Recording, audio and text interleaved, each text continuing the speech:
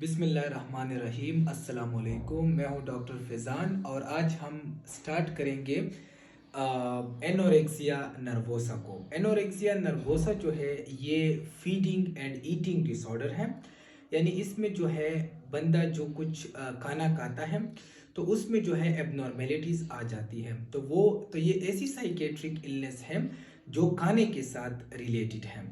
तो आज हम जो पढ़ेंगे वो है एनोरेक्सिया नर्वोसा। ठीक है, तो इसमें हम जो है फर्स्ट इसके डिराइवेशन को पढ़ेंगे कि ये वर्ड जो है ये किन दो वर्ड से बना हुआ है, और जब हम इनको समझेंगे तो बाकी जो हमारे लिए है वो बहुत आसान हो जाएगा।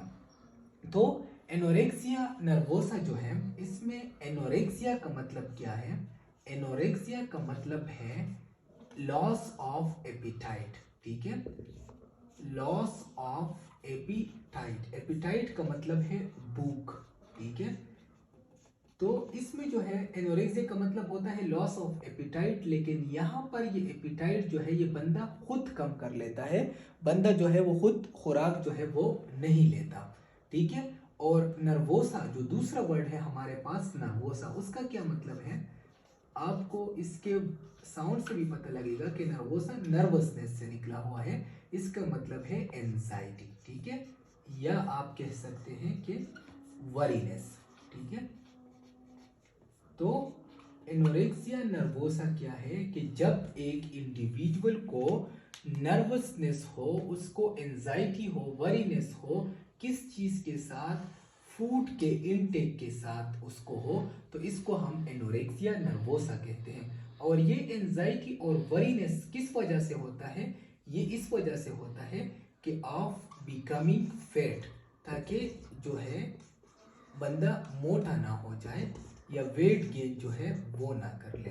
तो आप लोगों ने ये जब सीख लिया कि ये जो है एनोरेक्सिया नर्वोसा, ये एक बंदा वरी होता है वो फूड के इंटेक को नहीं करता, फूड नहीं लेता। और किस वजह से नहीं लेता? इस वजह से नहीं लेता कि वो मोटा ना हो जाए, वो वेट गेन ना कर ले। तो इसको एनोरेक्सिया नर्वोसा कहते हैं। अब हम इसको डिफाइन इस तरह करेंगे कि एनोरेक्सिया नर्वोसा जो है it is a feeding disorder. ठीक है, ये फीडिंग डिसऑर्डर है, खाने के साथ इसका ताल्लुक है। डिसऑर्डर इन विच, जिसमें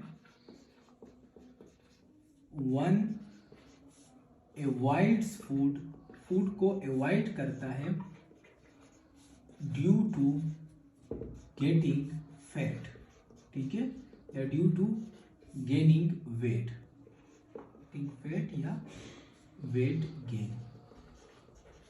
तो this is called anorexia nervosa.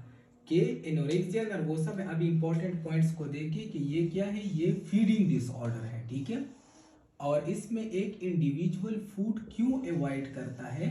वो इसलिए अवॉइड करता है कि वो फैट ना हो जाए, वो वेट गेन जो है वो ना कर ले। तो इसमें avoidance of the food is due to the weight gain. अच्छा, अब हम आते हैं इसके डायग्नोस्टिक क्राइटेरिया के ऊपर। तो डायग्नोस्टिक क्राइटेरिया जो है उसमें हमारे पास पॉइंट नंबर 1। ठीक है, पॉइंट नंबर 1 क्या है? पॉइंट नंबर 1 को ऑलरेडी हमने डेफिनेशन में डिस्कस भी कर लिया कि इसमें अवॉइडेंस ऑफ फूड होता है। Avoidance of food due to getting fat. ठीक है, ताकि बंदा जो है वो मोटा ना हो जाए। तो क्या करता है एक इंडिविजुअल कि वो फूड को कम लेता है। ठीक है, वो फूड को कम लेता है। ठीक है, लेस को मैं इस तरह शो करता हूँ। तो जब वो कम फूड लेगा तो उसकी वजह से उसको कम एनर्जी मिलेगी। ठीक है, क्योंकि हमारी एनर्जी जो है वो हमारे फूड से हमें मिलती है। तो जब कम एनर्जी मिलेगी, ठीक है, तो वो अपने डेली एक्टिविटीज़ जो है उसमें वो नहीं परफॉर्म कर सकेगा। ठीक है, डेली एक्टिविटीज़ को नहीं परफॉर्म कर सकेगा। फिर उसकी जो फूड इनटेक होता है और जो एनर्जी होती है वो उसके डेली एक्टिविटीज़ के मुताबिक उसके एज के मुताबिक और उसके जेंडर के मुताबिक जो है वो बहुत कम होती है। यानी ये जितनी एनर्जी लेती है, जितना फूड लेता है, तो डेफिनेटली जब फूड कम होगा तो एनर्जी भी कम मिलेगी। तो उसका जो एज है, उसका जो जेंडर है और उसके डेली एक्टिविटीज़ के मुताबिक उसको एनर्जी कम मिलेगी। और इसकी वजह से क्या होगा, इसके वजह से इसका वेट जो है, इसका वेट भी लो होगा। तो लो वेट इसका होगा, वेट लो होगा। तो the first point is avoidance of food due to getting fat. So जब ये इंडिविजुअल कम खुराक लेगा तो उसके पास कम एनर्जी होगी, तो वो अपने डेली एक्टिविटीज को सही तरीके से परफॉर्म नहीं कर सकेगा। और ये एनर्जी उसके डेली एक्टिविटीज, उसके एज और उसके जेंडर के मुताबिक बहुत कम होगी और उसकी वजह से उसका वेट जो है वो लो होगा। तो ये पोर्शन कवर करता है एनोरेक्सिया को, मतलब खुराक को कम लेना। अब दूसरा पॉइंट जो है वो कवर करेगा नर्वोसा को, ठीक है। तो नर्वोसा जो है वो है the food is avoided due to the fear of gaining weight, ठीक है। इसमें फेयर होता है वेट गेन के साथ related, fair of gaining wait. और फिर हमारे पास जो थर्ड पॉइंट है, थर्ड पॉइंट हमारे पास ये है कि lack of body weight evaluation, ठीक है। Lake of body weight evaluation, कि जो बॉडी वेट होता है उसको ये प्रॉपर तरीके के साथ इवैल्यूएट नहीं करते। क्योंकि जब ये लोग फूड कम लेंगे तो इनका बॉडी वेट क्या होगा, वो लो होगा। लेकिन इन लोगों को फिर भी लगेगा कि इनके बॉडी का जो वेट है वो ज़्यादा है। तो यहाँ पर क्या आ जाती है, यहाँ पर उनमें इम्पेयरमेंट आ जाती है कि उनका वेट ज़्यादा है हालांकि उनका वेट लो होता है। तो इसका मतलब ये है कि lack of body weight evaluation या impairment of body weight evaluation. अभी हम इसके बाद आते हैं इसकी प्रेविलेंस की तरफ। तो इसकी प्रेविलेंस जो है, प्रेविलेंस का मतलब कि कितने आबादी को ये मुतासिर करता है, कितने पॉपुलेशन को ये मुतासिर करता है, तो वो है हमारे पास 0.4%। Okay, so the anorexia nervosa is present in the 0.4% of the population. अच्छा, फिर हम जाते हैं मेल टू फीमेल रेशियो की तरफ, ठीक है। मेल टू फीमेल रेशियो की तरफ। तो मेल टू फीमेल ये ज़्यादातर फीमेल को इन्वॉल्व करता है। तो अगर एक मेल को ये होता है टोटल पॉपुलेशन में, तो 10 फीमेल को होता है, ठीक है। सो आप देखिए कि फीमेल जो है वो बहुत ज़्यादा इससे जो है मुतासिर होती है। अब इसके काजेस की तरफ हम जाते हैं। तो कॉजेस में हमारे पास पहला काज जो है वो है टेम्परीमेंटल। टेम्परीमेंटल का मतलब क्या है, टेम्परीमेंट का मतलब होता है mood. Temperamental, temperamental means mood, related to mood. तो जब एक इंडिविजुअल ने एक ऐसा बचपन गुजारा हो कि बचपन में उसको बहुत ज़्यादा मोटापा हो, बचपन में वो उसको लोगों ने बहुत ज़्यादा तंग किया हुआ हो कि आपको मोटापा है, तो वो जब बड़ा हो जाता है तो उसको फिर भी जो है उसके साथ एक ऑब्सेशनल थॉट होती है कि इस तरह ना हो कि मैं फिर से मोटा हो जाऊं और फिर मेरे साथ जो है लोग इस तरह करें। तो इसमें जो है ये मूड के साथ रिलेटेड है और इसमें एक ऑब्सेशनल ट्रेट होती है। ऑब्सेशनल, ऑब्सेशनल का मतलब होता है थॉट्स, और वो थॉट्स जो रिपीटेड आते हों, जो अनवांटेड हो, ठीक है। तो ऑब्सेशनल थॉट्स इसमें होते हैं और ये किस लिए वजह से होता है, ये childhood experience of being fat की वजह से होता है। फिर दूसरा हमारे पास इसका काज जो है वो इन्वायरमेंटल है, ठीक है। इन्वायरमेंट के साथ जो रिलेटेड होता है, इन्वायरमेंटल में हमारे पास क्या आते हैं, इन्वायरमेंटल में आते हैं कि हमारे कोई इन्वायरमेंट अगर इस तरह हो जिसमें थिननेस को प्रेफर किया जाता है, ठीक है, थिननेस या स्मार्टनेस को प्रेफर किया जाता है, तो इस माहौल में क्या करते हैं कि इंडिविजुअल जो है वो थिननेस और स्मार्टनेस को अटेन करने के लिए उनमें एनोरेक्सिया नर्वोसा की फीचर्स आ जाते हैं, यानी वो खुराक को नहीं लेते ताकि वो मोटे ना हो, और वो जो है उन लोगों को सोसाइटी में प्रेफर किया जाए। और फिर हमारे पास थर्ड जो है वो है जीनेटिक्स। जीनेटिक्स का मतलब है कि जो हमारे जीन के साथ रिलेटेड हो, जो हमें ट्रांसफ़र होते हो अपने हमारे जो इंसेस्टर्स होते हैं। तो जेनेटिक्स में हमारे पास क्या है, जेनेटिक्स में हमारे पास फैमिली हिस्ट्री होती है, ठीक है, यानी ख़ानदान में दूसरों को भी ये मसला हो, फैमिली हिस्ट्री। अच्छा, अभी हम आते हैं लास्ट पॉइंट की तरफ और वो है ट्रीटमेंट। तो ट्रीटमेंट जो है हम करते हैं, एक हमारे पास इसमें होता है साइकोलॉजिकल इंटरवेंशन, ठीक है, psychological intervention.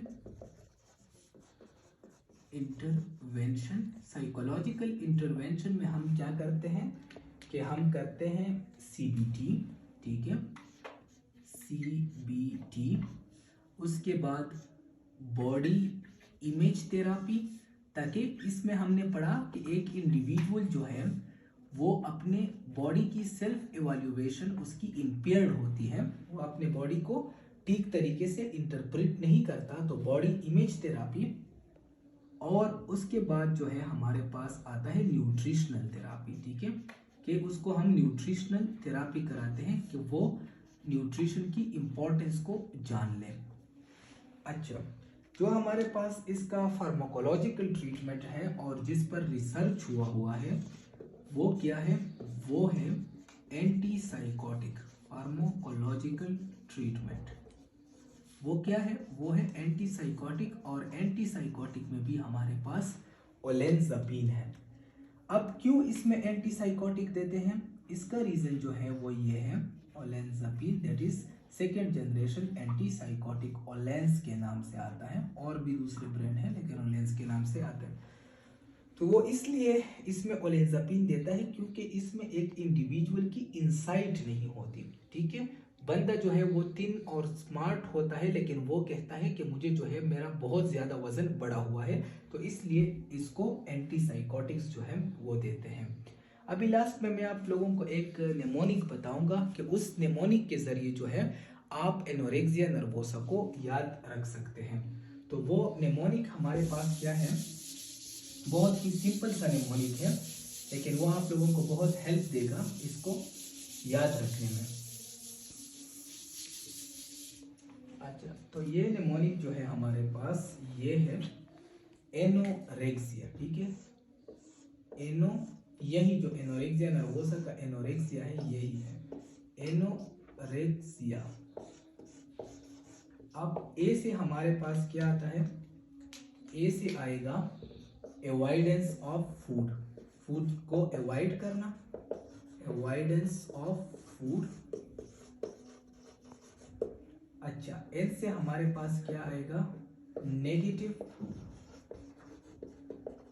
Body weight image, ठीक है, कि वो अपने बॉडी वेट को ठीक तरीके से जज नहीं करेगा, या जजमेंट।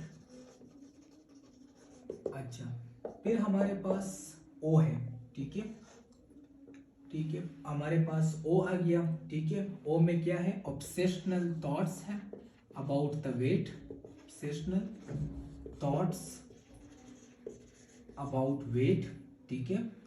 उसके बाद हमारे पास आता है आर, तो आर हमारे पास है restriction of food, restriction of food,